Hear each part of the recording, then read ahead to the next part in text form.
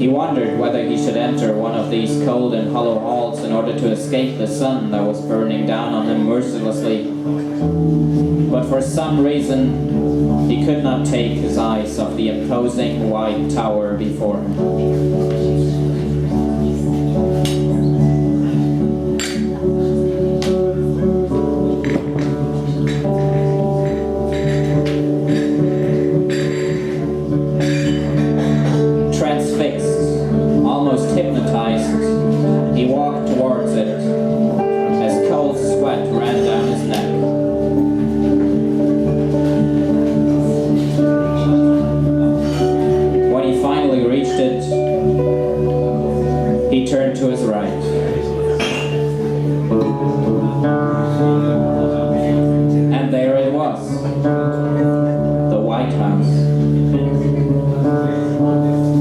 The obelisk behind and stumbled downhill until he reached the lawn before it.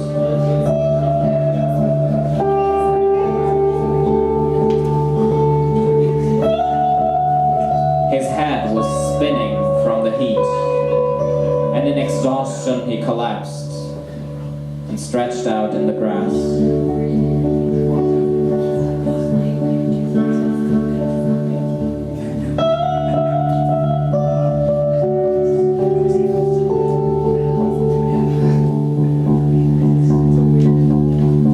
Again, he went through the pockets of his coat on the search for his little black book.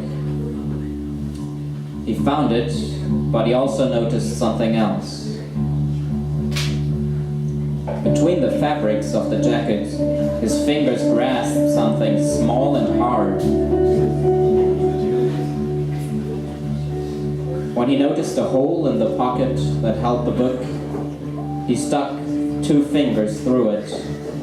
That recovered the mysterious object.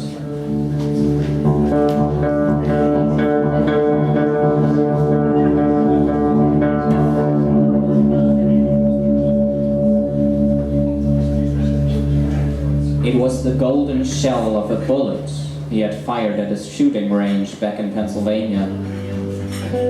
And stuck inside it was yet another small crinkled cigarette.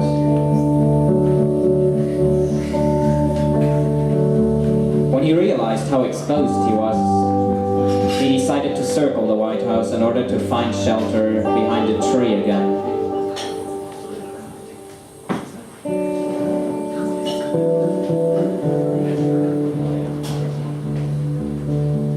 He walked past the gray columns of the Treasury and ended up in Lafayette Park.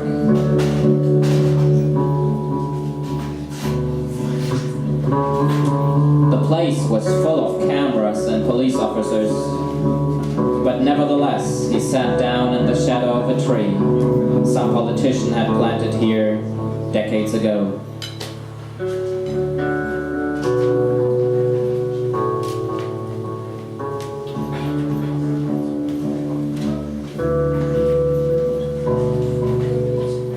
As he stared at the back of a corpulent man in uniform, he lit the cigarette and inhaled.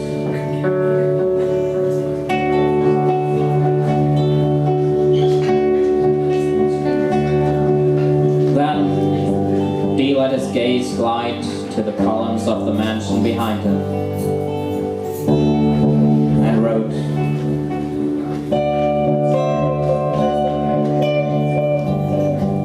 "They crunched the numbers, questioned target groups, analyzed the zeitgeist, and decided to use the words hope and change in order to reach a wide range of potential voters."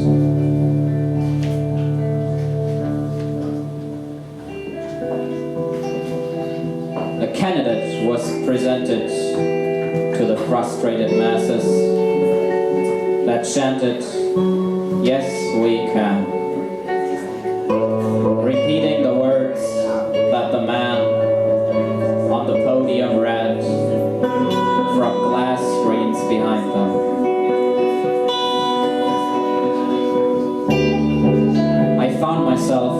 such a crowd once or twice and repeated the words filled with passion,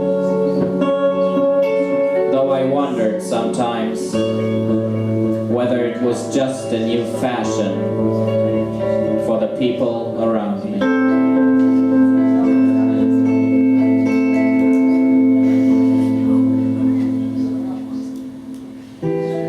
During the presidential race, I purchased shirts with the candidate's face painted red, white, and blue. And below you could see the shiny bright letters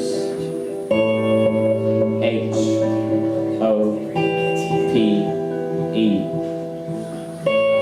now accompanying me wherever I go.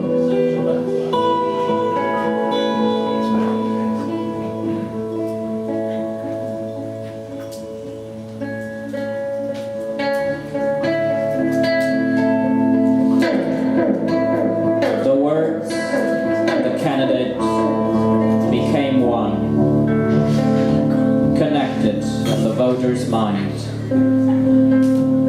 But after the president's term had begun, the words began to sound unkind and increasingly hollow.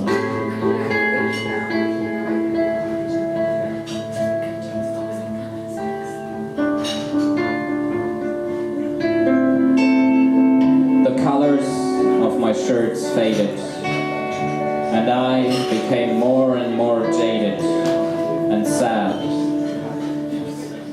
The word has lost all its meaning, and now hoping for change almost feels demeaning.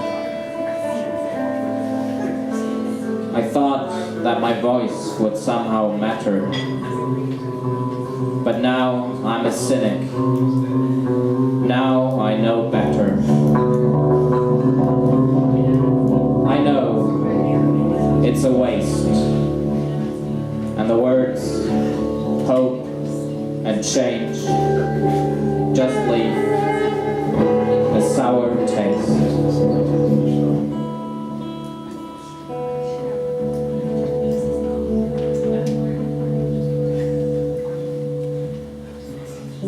As he tried to picture the man that governed behind the walls, the headlines of the past year appeared once again before his inner eye. President defends surveillance.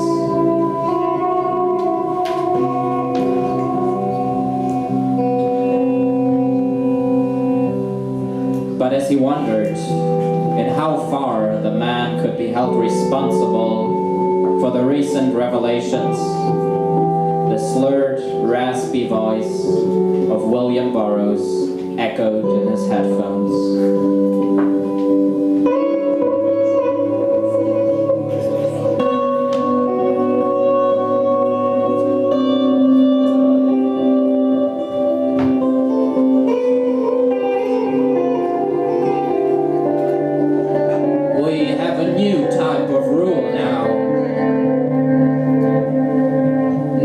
One-man rule or rule of aristocracy or plutocracy, but of small groups elevated to positions of absolute power by random pressures and subject to political and economic factors that leave little room for decision.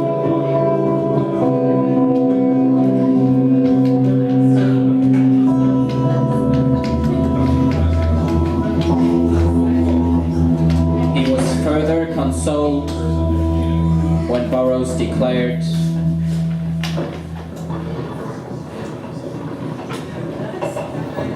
"There will be no more Stalins, no more Hitlers."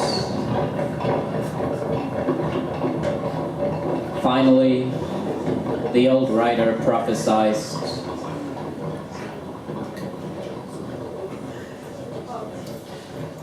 "The rulers of this most insecure of all worlds are rulers by accident. Inept, frightened pilots machines they cannot understand, calling in experts to tell them which buttons to push.